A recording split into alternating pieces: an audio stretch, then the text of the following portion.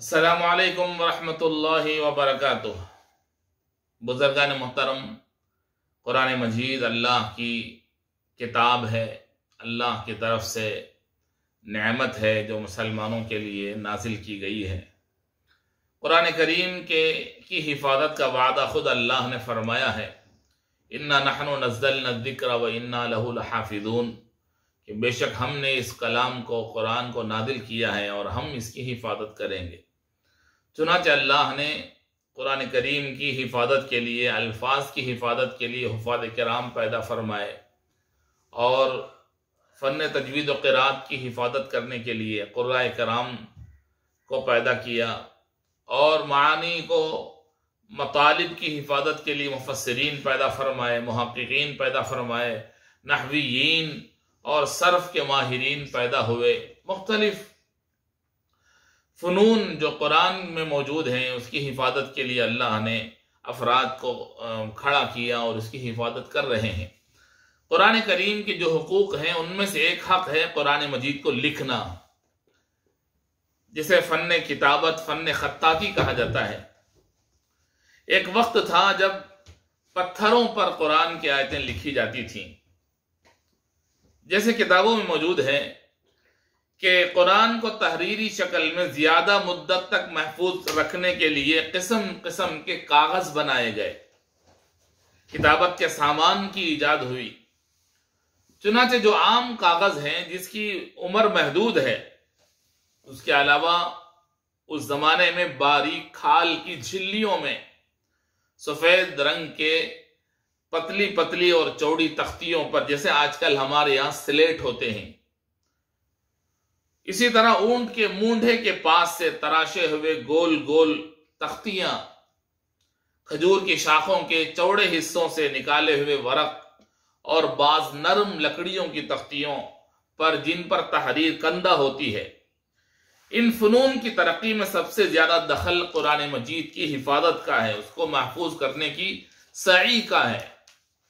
جزیرۃ العرب میں جب اسلام پھیلا تو اس وقت قرآن مجید کی اشاعت کے لیے کتابت اور خطاطی کو عام کرنے کی ضرورت پیش آئی۔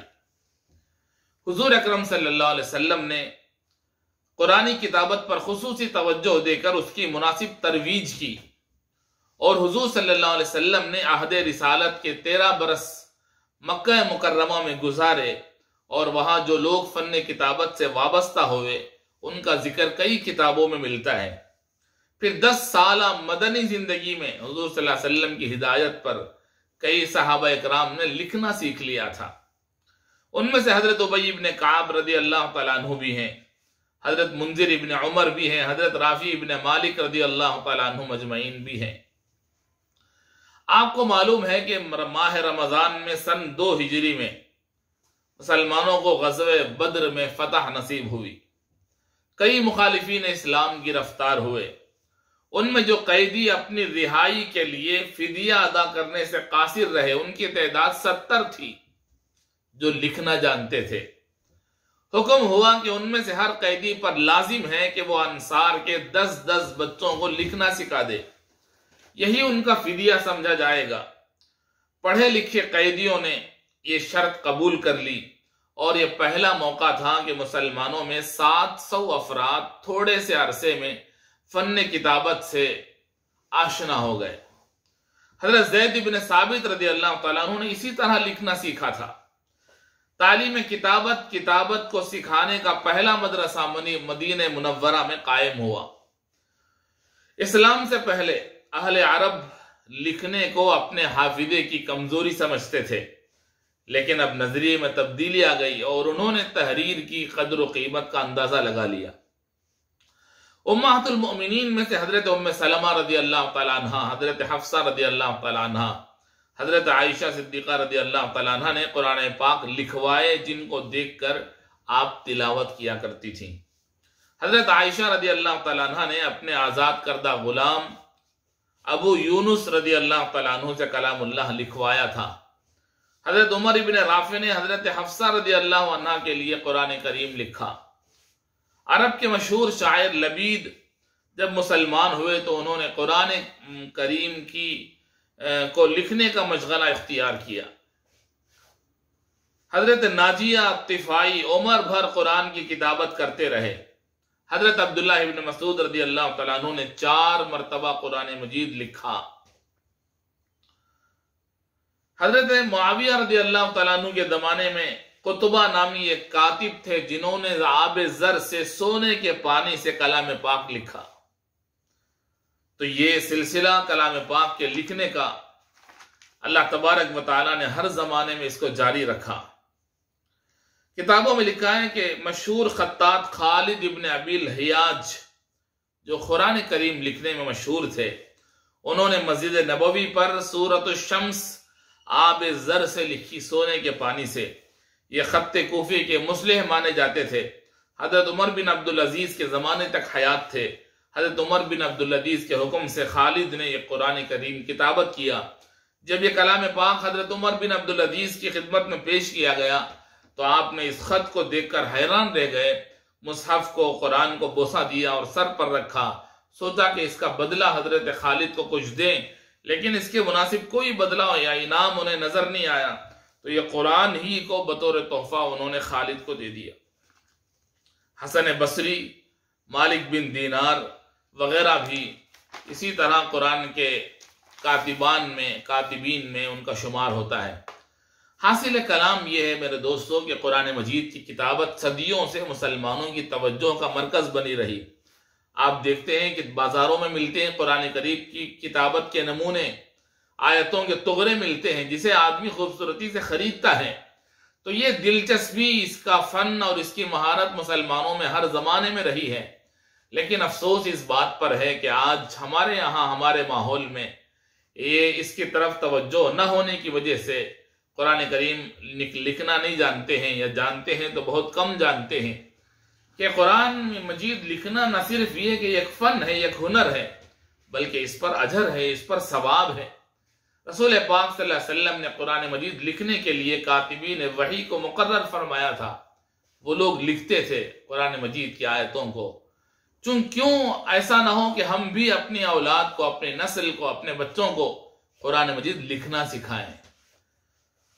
افسوس ہوتا ہے کہ جب کسی کے سامنے کتاب پیش کی جائے دعاؤں کی، جیسے کتاب ہے میری حج و عمرے کی دعائیں، چند احباب کی خدمت میں نے پیش کیا تو کہتے ہیں کہ معاف کرنا مولانا، ہمیں پڑھنا نہیں آتا، لکھنا نہیں آتا، سمجھنا نہیں آتا۔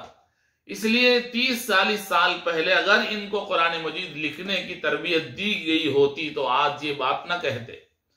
تو کیوں ہم ایسا نہ کریں کہ آج اس بات کی ضرورت ہے کہ ہم اپنی اولاد کو قرآن مجید لکھنا سکھائیں۔ اللہ تعالیٰ جزائے خیر دے ہمارے سرپرست حضرت مولانا غیاث احمد صاحب رشادی دامت برکاتہم، صدر صفا بیت المال انڈیا اور بانی و محرک منبر و محراب فاؤنڈیشن انڈیا کو، کہ آپ نے نورانی قاعدہ ورک بک کے نام سے ایک ورک بک لکھا، نورانی قاعدہ ورک بک۔ اس میں آپ نے طلبہ کو قرآن لکھنے کی محنت کرائی ہے۔ اس میں جیسے نورانی قاعدہ میں الف با تا سا کا ہوم ورک ہے، جو بچہ پڑھتا ہے شام میں اسے لکھنا پڑتا ہے، 20 لائن، اس میں 15-20 لائن ہیں، وہ روزانہ لکھے۔ اس لکھتے لکھتے 2 حصے نورانی قاعدے کے کر دیے آپ نے کہ اس میں بچہ مشق کر سکتا ہے، یہ پہلا حصہ ہے، یہ دوسرا حصہ ہے۔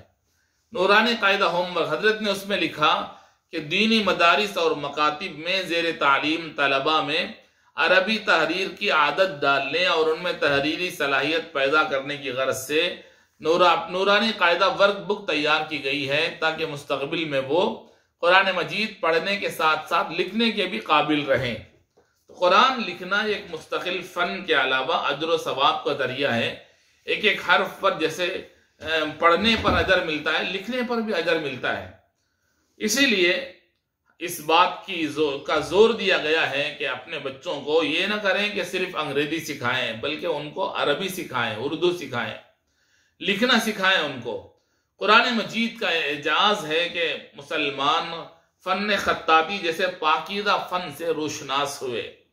قرآنی خطاطی کوفی رسم الخط سے جدید نسخ اور نستعلیق تک کا ارتقائی سفر ہمیں مختلف ادوار کے شاندار ماضی اور حال کی خبر دیتا ہے۔ جیسے کانوینٹوں میں، اسکولوں میں، نرسریوں میں بچوں کو انگریزی حروف سکھائے جاتے ہیں، پڑھائے جاتے ہیں اور کہا جاتا ہے کہ لکھ کے لاؤ، تو کیوں نہ ہم الف با تا سا جو بچہ پڑھتا ہے، جیسے بچہ پڑھتا ہے لام الف با الف ایاک نعبد فتنفعہ الذکرى، کھڑا زیر کھڑا زبر، سقیمہ غشیہ نسیہ شریبہ عاملہ، یہ جو حروف بچے پڑھتے ہیں وہ اگر لکھیں گے تو ان کے ذہنوں میں بات بیٹھے گی کہ کون سا حرف کس طرح لکھنا ہے۔ انگریزی میں سکھایا جاتا ہے کہ یہ کیپٹل میں لکھو، اسمال میں لکھو، تو یہ حروف عربی کے ایسے ہیں جن کو الگ لکھا جائے تو وہ الگ، اس کا ڈھنگ الگ ہے، لکھنے کا انداز، اگر ملا کر لکھا جائے تو اس کا انداز کیا، اس طرح اس میں مشق کی جاتی ہے۔ لام ہے، کاف ہے، الگ لکھا جائے تو پورا لکھا جاتا ہے، اور ملا کر لکھا جائے تو اس کی شکل الگ ہوتی ہے۔ تو یہ جو پڑھایا جاتا ہے کسی بھی علاقے میں کیوں نہ ہو، اگر لکھنے کی ہم مشق کریں گے تو پھر کل یہ بچے جب 10-20 سال کے بعد بڑے ہوں گے تو یہ نہیں کہیں گے کہ معاف کرنا ہمیں پڑھنا نہیں آتا، معاف کرنا ہمیں یاد کرنا نہیں آتا، دیکھنا نہیں آتا۔ کتنی ایسی دعاؤں کی کتابیں ہیں جو مسلمانوں کی مجبوری کی وجہ سے ان کو رومن انگلش کر دیا گیا کہ وہ رومن انگلش میں پڑھیں، اس میں فائدہ کیا ہے؟ قرآن کریم اللہ کی کتاب ہے، اللہ کے نبی صلی اللہ علیہ وسلم نے فرمایا کہ اہل عرب سے محبت کرو، اس لیے کہ میری زبان عربی ہے، اللہ کے کلام کی زبان عربی ہے، جنتیوں کی زبان عربی ہے۔ عربی زبان سے ہم اپنا دامن چھڑانے کی کبھی بھی یہ کوشش نہ کریں کہ عربی زبان ہم سیکھنے کے بجائے انگریزی سیکھیں، انگریزی بولیں، تو اس میں ہماری شان کچھ نہیں ہے، ہماری شان تو ہماری زبان میں ہے۔ اس لیے قرآن کریم کو لکھنے کی صلاحیت پیدا کرنے کے لیے حضرت نے جو کتاب لکھی ہے نورانی قاعدہ ورک بک الحمدللہ دستیاب ہے۔ یہ حضرت چاہتے ہیں کہ پورے ملک میں اس کو لوگ خریدیں اور اپنے بچوں کو لکھائیں، اور یہ ماحول پھر سے قرآن مجید لکھنے کا پورے ملک میں عام ہونے لگے۔ اس لیے مدارس کے طلبہ ہوں، ناظرہ اور حفظ کے بچے، یا پھر مکاتب کے طلبہ ہوں نورانی قاعدہ پڑھنے والے، اور نسوانوں میں طالبات ہوں یا مکاتب میں پڑھنے والی بچیاں، ان سب کے لیے، یا اسکول میں پڑھنے والے، ناظرہ اسکول میں پڑھایا جاتا ہے، ان سب جگہ اس کتاب کو داخل نصاب کریں۔ الحمدللہ حیدرآباد کے علماء کی نگرانی اور سرپرستی اور مشورے کے بعد یہ کتاب تیار کی گئی۔ آپ اس کتاب میں دیکھیں گے اکابرین کی تقریزیں اس کتاب میں موجود ہیں، حضرت مولانا عبدالقوی صاحب دامت برکاتہم کی، حضرت مولانا عبدالرحیم صاحب مظاہری نائب ناظم مجلس علمیہ آندھرا پردیش اور تلنگانہ، حضرت مولانا عارف باللہ حضرت مولانا شاہ جمال الرحمن صاحب دامت برکاتہم، حضرت مولانا مصدق القاسمی صاحب ناظم دعوت اسلامک اکیڈمی، ان بزرگوں نے اپنے تاثرات میں لکھا ہے کہ اس وقت کی سب سے بڑی ضرورت ہے۔ اللہ تبارک و تعالیٰ نے حضرت مولانا غیاث احمد صاحب رشادی دامت برکاتہم کو اتنی صلاحیت دی ہے کہ سینکڑوں کتابیں آپ نے لکھی ہیں بچوں کے لیے، اور آپ دیکھیں گے کہ اس کاپی میں ہر صفحے میں اوپر ایک لائن لکھی گئی بچوں کو شوق دلانے کے لیے، ان کا شوق بڑھانے کے لیے۔ ایک صفحے میں آپ نے لکھا کہ جس کاپی پر لکھ رہے ہو اس کاپی کا بھی ادب کرو۔ ایک جگہ لکھا بچوں صاف صاف خوش خط لکھو، بچوں دیکھ کر لکھو، جو کچھ لکھ رہے ہو اس پر خوب توجہ دو۔ ایک صفحے میں حضرت نے لکھا کہ تحریر یعنی لکھنا بھی ایک فن ہے، لکھتے جاؤ، اللہ کا نام لے کر لکھو گے تو تمہاری تحریر بہت جلد درست ہو جائے گی۔ عربی زبان دیکھ دیکھ کر اتنا لکھو کہ دیکھے بغیر لکھنے کے قابل ہو جاؤ۔ ایک جگہ لکھا املا نویسی بھی ایک فن ہے، اپنے استاد محترم سے املا نویسی کا مطلب معلوم کرو۔ ایک جگہ لکھا عربی زبان وہ پیاری زبان ہے جس زبان میں قرآن مجید نازل ہوا ہے۔ اس طرح حضرت نے بچوں کے جذبے کے لیے اس میں مختلف لائن لکھے ہیں، اور تاکہ بچے شوق سے لکھیں اور لکھنے کو اپنا ایک ہنر سمجھیں۔ ایک جگہ لکھا بچوں آج تم اپنے استاد سے قلم پکڑنا سیکھو۔ ایک جگہ لکھا کسی کو کوئی چیز دو تو اپنے پاس لکھ لو۔ یعنی بچوں کے لیے لکھی ہوئی باتیں قیدی کی طرح ہوتی ہیں، لکھ لکھ کر اپنے ذہن کو، اپنے علم کو ذہن میں قید کر لو۔ وہ شخص لکھتا ہے جس کو لکھنے کا فائدہ معلوم ہو۔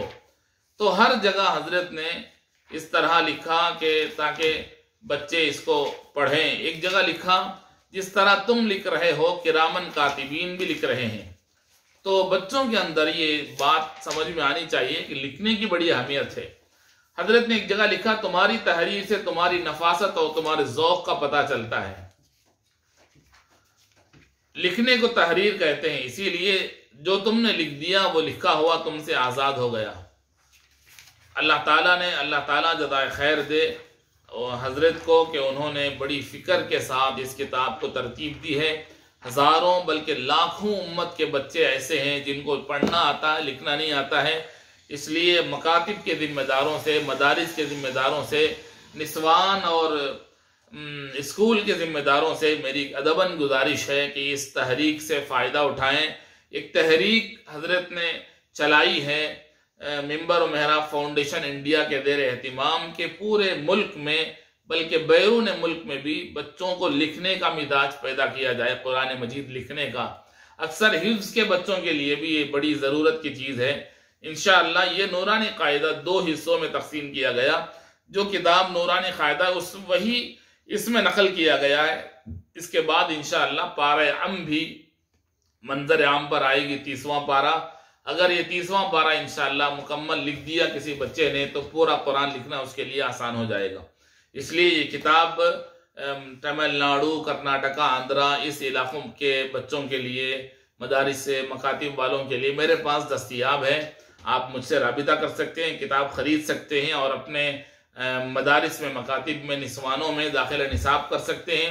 اللہ تعالیٰ آپ کو جزائے خیر دے۔ میرا نمبر 9894120356 ہے، آپ رابطہ کیجئے، انشاءاللہ آپ تک کتاب پہنچانے کا ہم انتظام کریں گے۔ مقصد یہی ہے کہ اس تحریک کو زیادہ سے زیادہ عام کیا جائے، اس ماحول بنایا جائے لکھنے کا۔